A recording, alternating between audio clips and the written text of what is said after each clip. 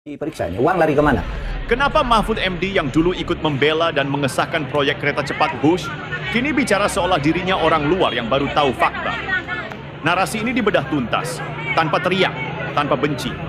Tapi dengan logika yang tak bisa lagi dibantah. Channel ini bukan soal fanatisme, ini soal konsistensi dan akal sehat. Jokowi tidak sempurna, tapi legasi infrastrukturnya nyata. Sementara sebagian orang mulai jual narasi seakan publik lupa rekam jejak mereka sendiri. Tonton sampai akhir karena ada fakta yang tidak pernah muncul di TV dan tidak dibahas media arus utama. Pertanyaannya sederhana. Benarkah Mahfud sedang bicara soal kebenaran atau sedang bicara untuk panggung berikutnya? Tulis pendapatmu di kolom komentar. Kita bedah dengan sehat, bukan dengan emosi. Kita mulai dari satu fakta yang sering dilupakan orang. Proyek Bush ini bukan proyek gaya-gayaan. Ini strategi geopolitik. Ini sinyal ke dunia bahwa Indonesia nggak mau selamanya cuma jadi pasar, tapi ingin jadi pemain. Dan yang memutuskan untuk berani ambil langkah itu, ya Jokowi. Nah, lucunya di sini nih. Ketika dulu Mahfud masuk kabinet, duduk nyaman di lingkar kekuasaan, dia sering banget bilang, Jokowi itu visioner. Jokowi itu berani ambil risiko. Bahkan dia memuji kebijakan strategis seperti ini sebagai lompatan peradaban. Tapi sekarang, setelah keluar dari pemerintahan, nada bicaranya berubah total. Tiba-tiba keras, tiba-tiba antagonis, seolah proyek ini tiba-tiba jadi masalah besar padahal dia dulu ikut menjaganya dari dalam. Ini yang bikin publik bingung. Apakah Jokowi yang berubah atau Mahfud yang sedang bergeser kepentingan? Coba bayangkan, ya. Selama 10 tahun Jokowi bangun infrastruktur itu, bukan cuma soal beton dan rel kereta, ini tentang daya tawar, tentang kedaulatan, tentang bikin bangsa ini punya posisi tawar di hadapan Amerika, Cina, Eropa, bukan cuma jadi penonton atau objek eksploitasi. Dan jangan salah, Bush ini bukan satu proyek terpisah. Ini bagian dari narasi besar, modernisasi logistik nasional, konektivitas ekonomi, industrialisasi berbasis mobilitas cepat. Bahwa generasi depan Indonesia nggak boleh hidup dalam ekosistem yang lambat, administratif, dan kolot. Masalahnya sekarang, kritik-kritik yang datang ke proyek ini bukan lagi debat soal logika negara, tapi soal siapa yang bicara dan narasinya diarahkan kemana. Nah, yang perlu kita tajamkan adalah ini. Kalau Mahfud benar-benar keberatan sejak awal, kenapa diam selama duduk di posisi strategis? Kenapa baru sekarang ketika Jokowi tinggal menghitung bulan dari kursi presiden, beliau mendadak jadi oposisi? Karena publik sekarang nggak butuh politisi yang cuma berani setelah jabatan selesai. Publik butuh konsistensi, butuh keberanian sejak dari dalam. Dan di titik ini, suka tidak suka, Jokowi tetap lebih konsisten dari semua yang ribut sekarang. Mahfud menyerang proyek Bush seolah-olah ini beban negara. Padahal sejak awal, Jokowi sudah jelas. Ini bukan proyek APBN murni. Skema bisnis, BUMN yang nanggung. Negara hanya masuk sebatas penjamin situasional, bukan membayar penuh dari pajak rakyat. Jadi kalau sekarang framingnya dibuat seolah rakyat dipalak, seolah APBN jebol gara-gara kereta cepat, itu narasi menyesatkan. Dan lebih parahnya lagi, itu datang dari orang yang dulu ikut rapat, ikut menyetujui, dan tahu persis bagaimana skema ini dirancang. Nah, ini yang bikin mirisnya. Kalau kritiknya dari awal, konsisten, objektif, dan berbasis data, public respect. Tapi kalau nadanya berubah karena posisinya berubah. Kalau dulu memuji saat di dalam, sekarang menggugat setelah di luar. Sulit untuk tidak melihat ini sebagai bagian dari pertarungan wacana, bukan pertarungan kebenaran. Sekarang mari bicara fakta yang paling penting. Siapa yang selama 10 tahun terakhir bawa Indonesia ke meja besar dunia? Yang bikin kita dihormati di G20, yang bikin Uni Eropa mulai berhati-hati, yang bikin IMF sampai kagum karena kita keluar dari krisis global tanpa tumbang? Jawabannya tetap satu, Jokowi. Jokowi yang tidak pernah masuk klub elite lama. Jokowi yang tidak punya warisan kekuasaan dari generasi sebelumnya. Tapi Jokowi yang pakai cara kerja seorang tukang kayu, dibor satu persatu, diukur presisi, dilakukan langsung di lapangan, bukan hanya di podium. Dan di titik ini, rakyat sebenarnya bisa melihat mana yang benar-benar bekerja untuk negara, dan mana yang hanya lantang saat sudah kehilangan kursi. Kalau ada yang bilang Jokowi gagal, tanyakan balik, lalu siapa yang lebih berhasil konkret membuktikan kemajuan negara dalam 10 tahun? bukan soal sempurna atau tidak, tapi soal komitmen, soal legacy. Dan di soal itu, Jokowi menang telak. Sekarang ini ramai framing di media dan medsos bahwa Jokowi membebani masa depan bangsa lewat proyek besar seperti Hush. Padahal yang sebenarnya terjadi, Jokowi justru sedang menyelamatkan masa depan bangsa dari jebakan negara lambat. Ada dua tipe pemimpin, yang main aman supaya tidak dikritik, tapi negara jalan di tempat. Yang berani ambil risiko besar demi lompatan peradaban, walau tahu pasti akan dihajar opini. Jokowi jelas tipe kedua. Nah, lucunya, yang menyerang sekarang, termasuk Mahfud, adalah orang-orang yang dulu nyaman di dalam lingkaran kebijakan ini, yang ikut memelihara sistem, yang tahu betul prosesnya, tapi baru membuat seolah-olah ketahuan sekarang. Itu sebagai risasi, pembatasan ekspor mentah, pemaksaan industri dalam negeri. Mereka butuh narasi Jokowi bahaya agar bisa mendesak pemerintahan berikutnya untuk membalik arah jadi liberalan. Dan lucunya, sebagian serangan datang justru dari orang-orang yang dulu ikut duduk, ikut rapat, ikut tanda tangan. Di titik ini penting ditegaskan, Jokowi bukan presiden sempurna.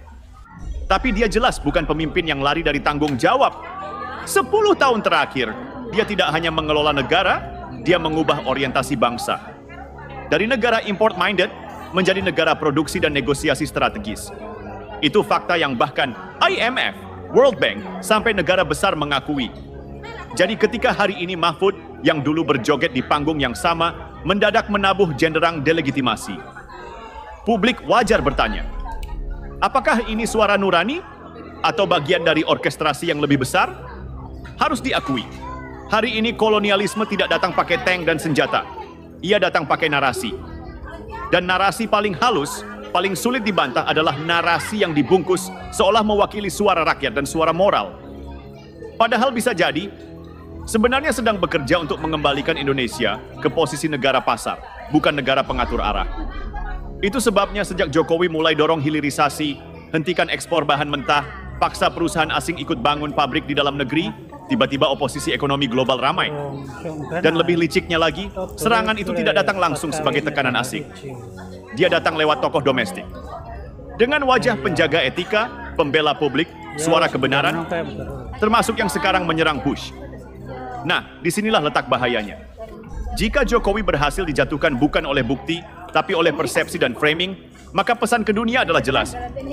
Indonesia tidak kuat melindungi arah strategisnya. Ubah wacananya, pemerintahnya bisa jatuh, masuklah kembali. Dominasi lagi selesai.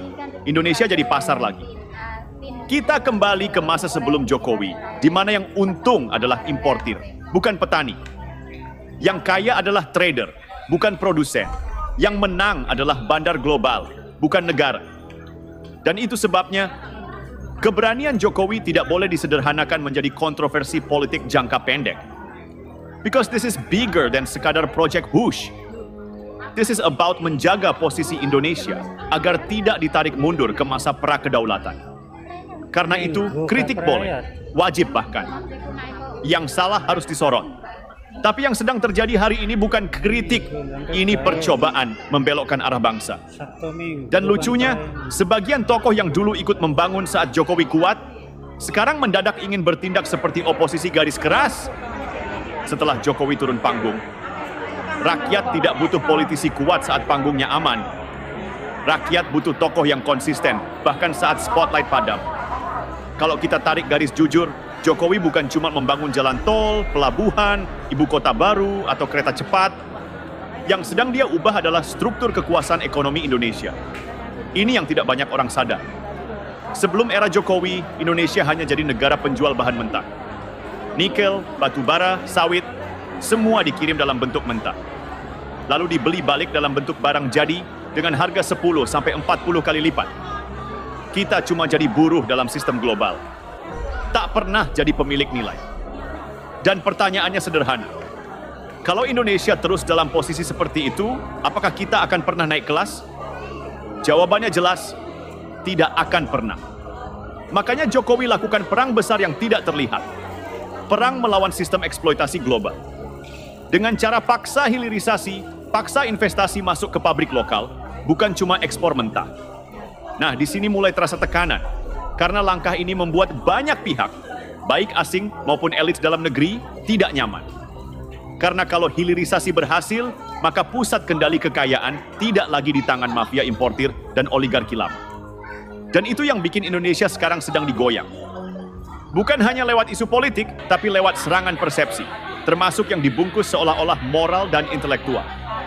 Dan Mahfud, sayangnya, terjebak di wilayah ini. Lucunya, waktu dia masih duduk nyaman sebagai Menko Polhukam, tidak pernah terdengar suara sekeras ini. Tidak pernah ada kata, ini mengandung skandal besar. Tidak pernah ada nada proyek ini mencurigakan. Tapi anehnya, begitu panggung bergeser, langsung muncul narasi seolah-olah ini bom besar yang disembunyikan. Pertanyaannya, kalau memang benar, kenapa tidak dibongkar saat masih di dalam lingkar kekuasaan? Kenapa tunggu setelah selesai baru mau adakan expose moral? Ini bukan sekadar pertanyaan, ini soal integritas. Dan ini yang harus rakyat paham. Membongkar fakta itu penting, tapi merusak arah bangsa pakai asumsi liar. Itu bahaya. Karena kalau Indonesia terus diguncang dari dalam, yang menang bukan rakyat, yang menang adalah kekuatan asing yang ingin kita kembali lemah. Coba kita jujur sejenak. Hari ini, persoalan terbesar Indonesia bukan pada pro-kontra project, tapi pada mudahnya rakyat digiring oleh narasi, bukan fakta. Siapa yang bicara, langsung dipercaya. Bukan apa yang diucapkan, tapi siapa yang mengucapkan. Padahal tidak semua yang terlihat kritis, otomatis berpihak pada kebenaran. Dan disinilah pentingnya membedakan kritik yang menyelesaikan masalah, dengan kritik yang sengaja bikin gaduh agar dianggap pahlawan opini. Karena kalau sekadar ribut-ribut, semua orang juga bisa. Tinggal teriak keras, lempar angka bombastis, framing seakan-akan pemerintah menipu. Tapi apakah ada data, solusi, skema teknis, dan jalan keluar yang konkret? Itu pertanyaannya. Dan apa yang dilakukan pemerintah sekarang? Restruktur utang jalan. Dividen BUMN yang bayar. APBN aman. Negara tidak bebankan rakyat. Ini fakta, bukan tebak-tebakan. Karena itulah, kalau hari ini ada tokoh yang tiba-tiba bertindak seolah penyelamat moral publik, tapi tidak hadir saat panggung kekuasaan ada di tangannya, maka itu bukan keberanian, itu oportunisme. Bangsa ini sudah terlalu sering tertipu oleh narasi yang pintar memilih timing. Seolah membela rakyat, padahal sedang memainkan momentum. Di titik ini, kita harus bicara tegas. Jokowi bukan presiden sempurna, tapi dia pemimpin langka yang berani menghadapi kepentingan besar demi kedaulatan ekonomi Indonesia. Siapa yang jujur akan mengakui itu? Karena ini bukan tentang like atau dislike, ini tentang arah bangsa. Dan karena itu, narasi menjatuhkan Jokowi lewat Project Bush adalah bukan sekadar kritik.